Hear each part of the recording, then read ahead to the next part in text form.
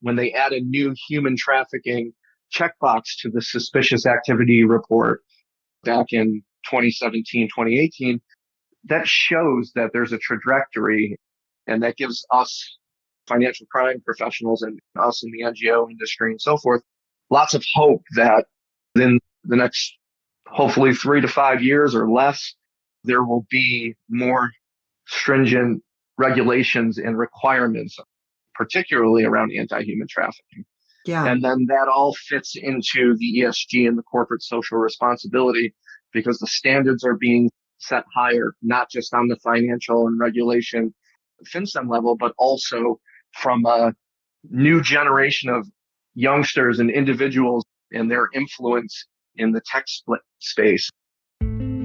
Human trafficking doesn't always take the form we first imagine.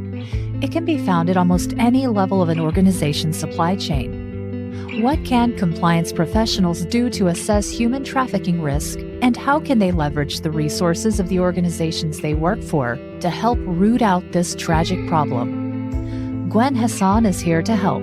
This is Hidden Traffic.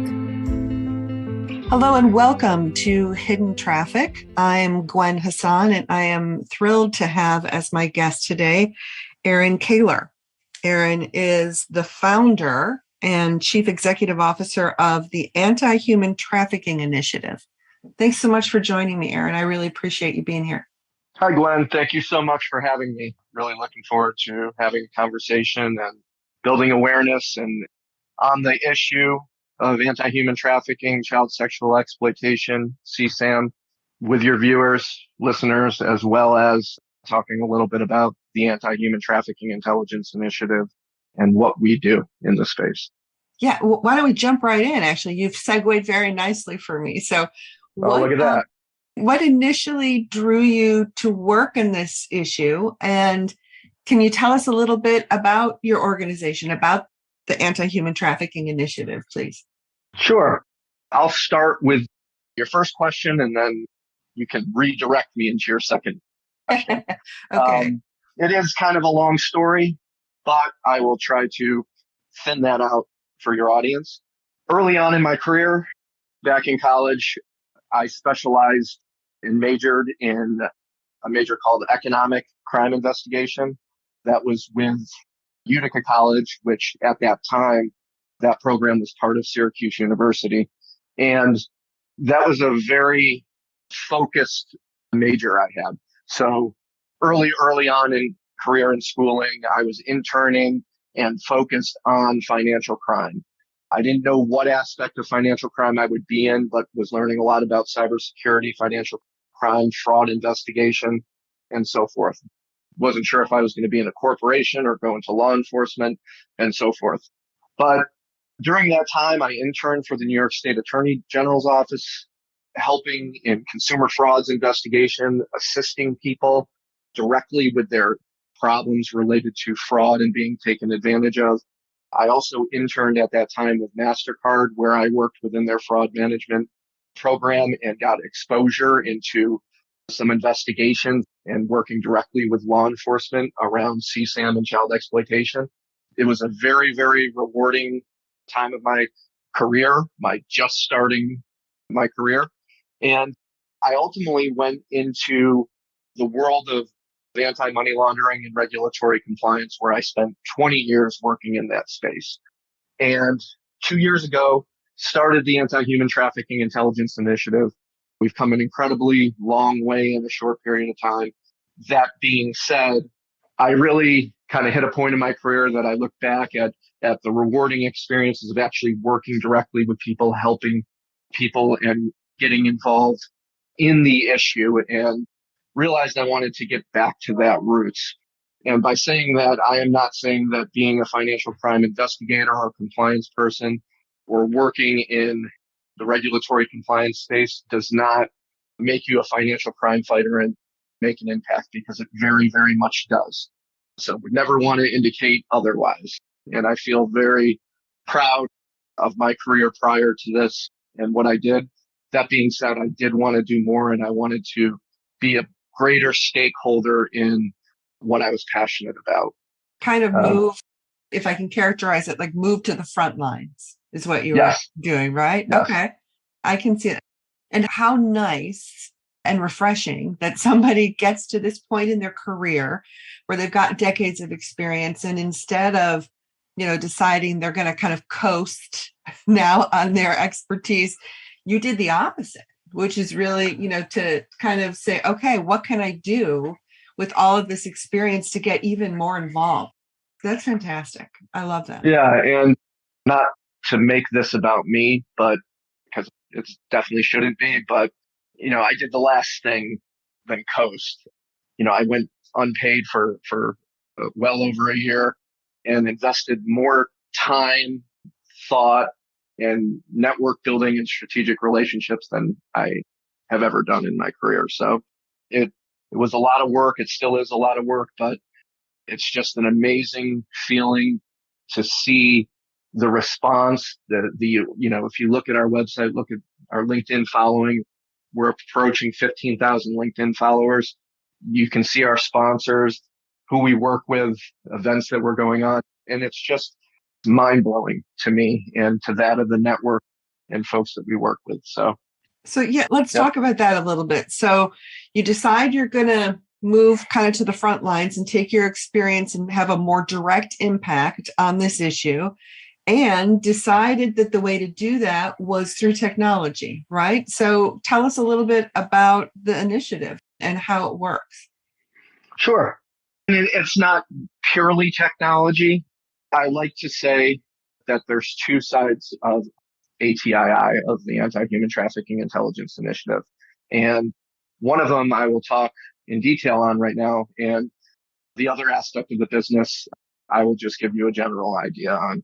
But the public and commercial view of what we do and how we do it, we're focused on anti-human trafficking and bringing anti-human trafficking programs to those organizations, including financial institutions, commercial organizations, other NGOs and businesses, and encouraging them to practice corporate social responsibility, think about environmental social governance, and implement these human trafficking programs. That could be at the highest levels with the most senior leaders of the company, from a cultural and how they present themselves to the public, stemming to supply chain in the products used, how they're sourced, or to the employees that they're bringing in, whether it's from other countries or their offices in countries that may be more susceptible to labor trafficking from a human trafficking perspective. And then down into, that's the highest level. And then we also have a unique focus based on, my background and previous work and much of our network and who we work with, on bringing the same anti-human trafficking focus to the compliance and financial crimes and fraud management departments and operational groups within financial institutions. And by financial institutions, I don't just mean banks. I mean money service businesses, cryptocurrency companies, and other types of organizations that fall under regulation of being defined as a financial institution from a regulatory perspective. So bringing in these anti-human trafficking programs, they can include policies and procedures, typologies, red flags. We have in-person training. We have e-learning training programs that we implement. And then, as you alluded to earlier, data and technology. We work to create our own data sets that organizations can scrub or compare to their customer base or their transaction base. We have proprietary systems around intelligence, one of which is our dark web intelligence platform called Project Hades. You can see more about that on the website. So we're bringing the big picture thought process and tools to an anti-human trafficking program, as well as those actionable, everyday operational contributors that other organizations or other thought leaders in the human trafficking space can talk about, but haven't developed internally and brought to market for the public. So it's really, if I can paraphrase then, and feel free to correct me, but you're taking I'm picturing in my head a funnel, right? Which is there's a lot of thought out there about human trafficking prevention and what works and what doesn't. And there's theory and there's conversation. The role of your organization then is more at the bottom of the funnel, right? To bring it to actionable kind of guidance that companies can operationalize, right? That they can implement within their businesses to make a difference in stemming this. Yeah. Okay. There is a lot of very, very high level talk about human trafficking and finances and ideas and ideologies and methodologies to do more or to research it and dissect it and have working groups and conversations, which we also do and is incredibly important to the future of financial crime and its involvement in human trafficking. But at the same time as having those conversations, we are also have actionable tools, programs, and ways for you to start today, this minute, now, that aren't going to depend on how those conversations go at the high level. Mm-hmm. We don't care if you're the largest organizations in the world or the smallest community bank or credit union in any town, USA. If you want to have an anti-human trafficking program and let us know that, we're going to work with you to make it happen. And that's not based on a financial burden or us making money out of that. We're going to do it regardless. I think that the timing of your offering and the fact that this has really come within the last couple of years has how fortunate, not only for companies, but also for this movement, that it seems to be dovetailing really nicely with this kind of leap into ESG and corporate social responsibility across the board. I mean, we're seeing the proposed regulations from the SEC on this. We're seeing new EU regulations that are coming out on supply chain due diligence processes, and literally mapping every link within your supply chain will quickly be required within the European Union for any manufacturer. So I think it's a unique opportunity for companies to really use this kind of ESG push that we're seeing to incorporate human trafficking within, the S and the G, for that matter, as it relates to their overall corporate social responsibility. So I think the timing is great. Yeah, it's fantastic. Between FinCEN, the guidance that they've issued over in the past and just recently around not only human trafficking, but online child sexual exploitation. They recently released guidance this year around that, indicating priorities and indicating things to be aware of. Them bringing light to this is very important and helping drive what we knew and thought would be the way that the regulatory bodies and that these organizations should be striving to do more in that space. And many of your listeners are going to come from similar backgrounds to mine as well, in that they've followed regulation, compliance, guidance, and know the way FinCEN works. And when they start talking to this for years, when they add a new human trafficking checkbox to the suspicious activity report back in 2017, 2018, that shows that there's a trajectory, and that gives us financial crime professionals and us in the NGO industry and so forth lots of hope that in the next, hopefully 3 to 5 years or less, there will be more stringent regulations and requirements, particularly around anti-human trafficking. Yeah. And then that all fits into the ESG and the corporate social responsibility, because the standards are being set higher, not just on the financial and regulation FinCEN level, but also from a new generation of youngsters and individuals and their influence in the tech space in Silicon Valley, where they expect more from companies they invest in. They want to know before investments are made that companies are standing for something or are meeting certain requirements. And that's just, with all the bad news that you hear about and that we can talk about, whether it's human trafficking or just news and investing in companies doing the wrong thing, that's something that is positive that we want to focus on and put human trafficking and child exploitation on the table is something that companies can stand for and represent. Yeah, that they can really leverage as a positive. I mean, especially as you mentioned, in the wake of kind of I hesitate to use a generational term, but I have two kids that fall in this category, the Gen Z group that are all now entering the workforce, that how much they value working for a place that has similar values to them. And the idea that we can leverage the human trafficking fight as part of a positive for a company, as an opportunity, actually, for companies to kind of further the goodwill behind their brand, not as a check the box activity, but as a real investment into the culture of that company and what they stand for, as you said, I think is great. And is something that more and more companies, I think, will feel the pressure to do, maybe a little cynically on my part, because they have to in the current environment, but hopefully it will create over time a culture that spreads across other issues related to human rights as well.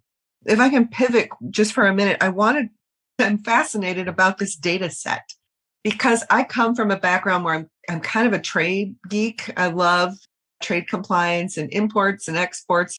And one of the things that I've talked about before on the podcast are some of the new rules that are coming out related to Customs and Border Protection and their activities in human trafficking and sanctions. OFAC has started to get really kind of aggressive as it comes to designating people as being connected to human trafficking.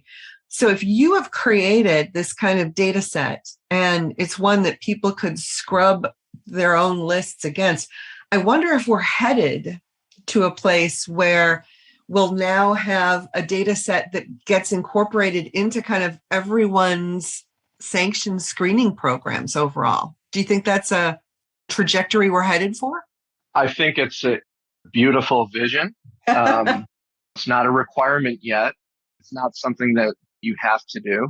It's something that a small set of organizations that have implemented anti-human trafficking programs, and it's more than just words in a policy, and they're actually actively want to do it and do the leverage technology, data, and so forth.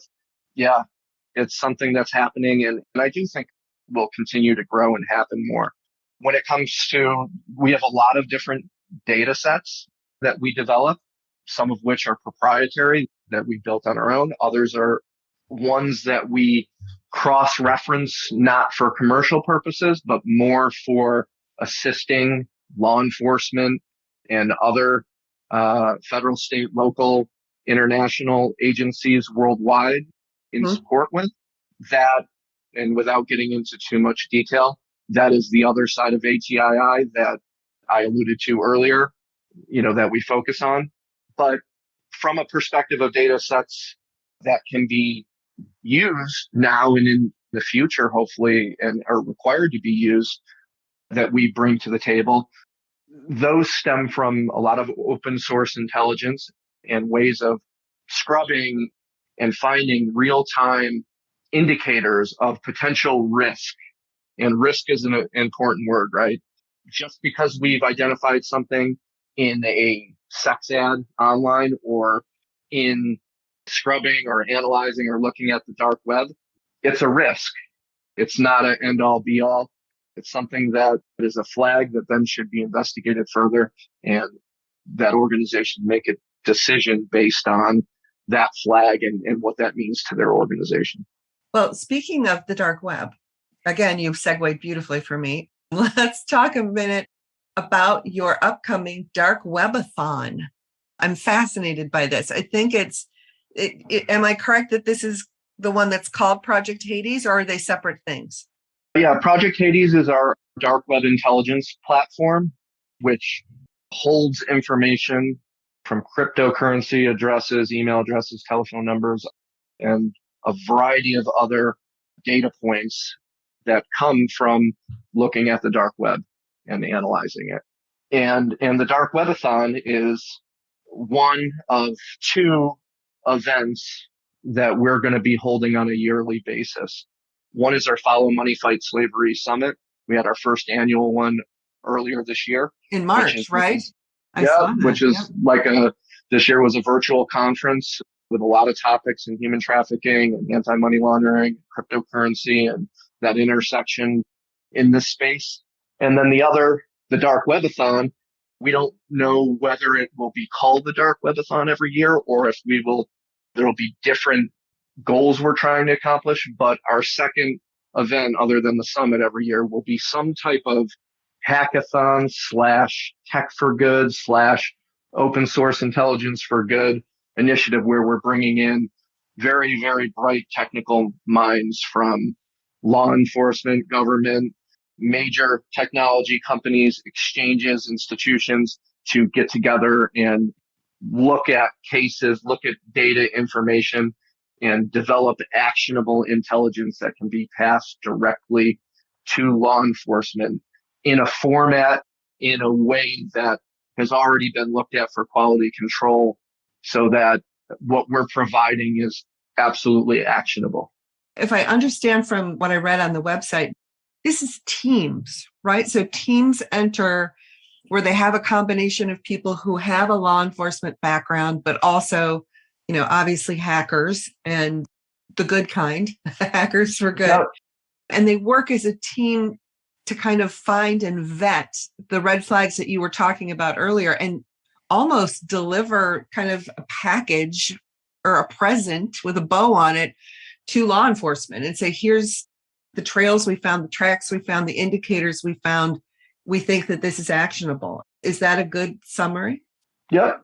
Folks that are on teams, you can apply as an individual to be a participant and we'll vet you, make sure that you're a fit for the event, both from a due diligence perspective and from a professional perspective. We're not going to take somebody in that has never looked at something that we're working on and put them into a team.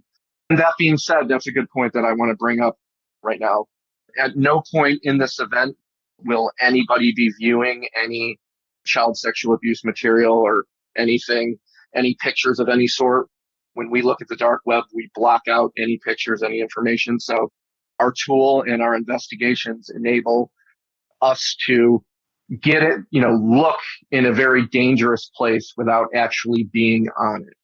While still protecting the victims. That's fantastic. Exactly. Yeah. Exactly. Okay. Great.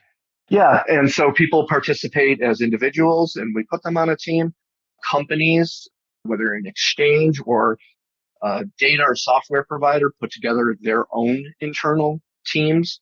Sometimes folks cross different industries, cross competitors or different companies will get together because they know each other outside of work and are in the same space, put together their own kind of cross company team and so forth. We have different prizes and levels and awards to those individuals and teams that are finding things and creatively coming up with ways to solve cases. A lot of the cases and a lot of the information we're presenting to these teams are leads that we've qualified and found directly through our dark web intelligence platform. So They're not creating cases from thin air. What we do is constantly generating leads and cases, but we're a 2-year-old nonprofit and we're not law enforcement. So we can find massive amounts of things to investigate, but we don't have the manpower or resources to do that. Hence the premise of the Dark Webathon. What a great idea. And really an innovative use of tech for good. I'm fascinated by this and applaud it. I'm really, really impressed that you've come up with this. I hope to talk to you someday when you're celebrating, your 10th or 25th anniversary of your Dark Webathon or whatever it ends up being called ultimately. That's great. Yeah, thank you so much. Yeah.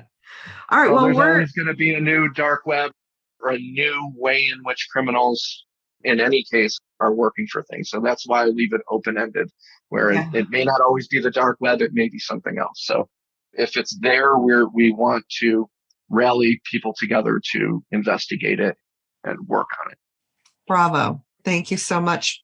We're at the end of our time, but in case, as I expect will be very likely, people want to learn more about either the Anti-Human Trafficking Initiative or your Project Hades platform or the Dark Webathon, or just you personally, where should they go to do that? I know you've got a really catchy named website.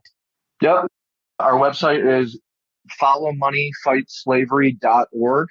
We have LinkedIn is probably where you can get the most news about us outside of our website. We have a company page that's constantly putting out content and news. We also have a LinkedIn group called the Anti-Human Trafficking Intelligence Initiative, where people join and share articles and talk internally without letting all the rest of LinkedIn see it if they need to.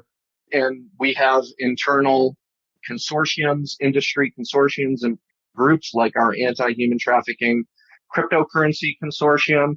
We have an Anti-Human Trafficking Retail Consortium that we've recently launched and are putting efforts into building. Lots of ways to learn more about us. Great.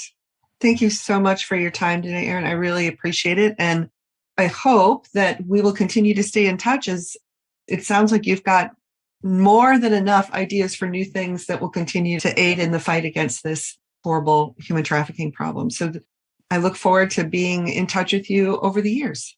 Excellent. Thank you so much, Gwen. Thank you.